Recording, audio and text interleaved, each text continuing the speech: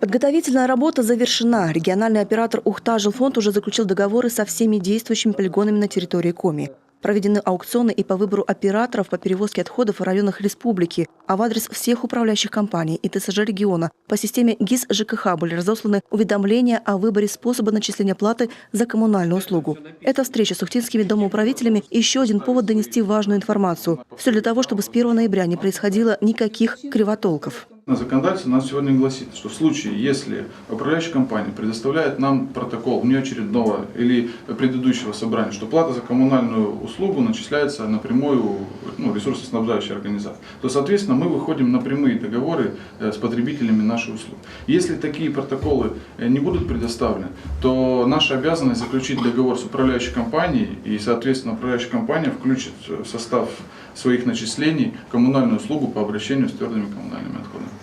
Важный момент. Времени на определение способа оплаты остается не так много, а потому самим управляющим компаниям и ТСЖ нужно проявить активность и заинтересованность, отмечают специалисты Ухта-Жилфонда. Все для того, чтобы с 1 ноября у жителей Коми было четкое понимание, кому конкретно и по какой квитанции они отныне должны оплачивать мусорный тариф. Тем временем самих управдомов волнуют вопросы организации непосредственной работы по вывозу мусора.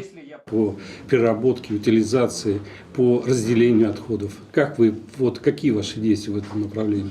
Произвели подготовку к организации вывоза мусора, по всем, в частности по Ухте, то есть дополнительно приобретена техника, для организации вывоза, в том числе и в Ухтинском районе, в тех населенных пунктах, где мусор вывозился по какому-то графику, раз в неделю и так далее, чтобы охватить все.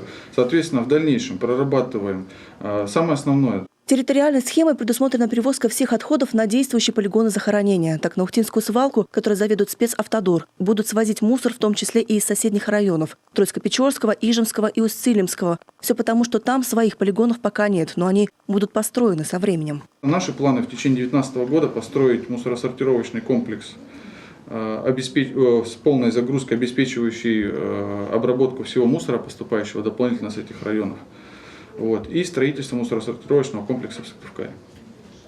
Для предварительной обработки мусора, поступающего на полигон Дырна в Сыктывкаре и на полигон спецавтодора в Ухте. Одновременно с региональными профильными министерствами уже сейчас идет разработка инвестиционной программы строительства полигонов. Все для того, чтобы снизить затраты на перевозку отходов. Сейчас мусоровозам приходится преодолевать гигантские расстояния, порой до 500 километров пути. И все эти издержки как раз и заложены в тарифе. 90% этого тарифа – это транспортные затраты, потому что у нас республика большая по протяженности, а соответственно плотность населения маленькая и количество полигонов на сегодняшний день у нас очень маленькое. То есть мы сегодня в республике имеем 10 действующих полигонов, из них 5 полигонов захоронения, 5 полигонов хранения.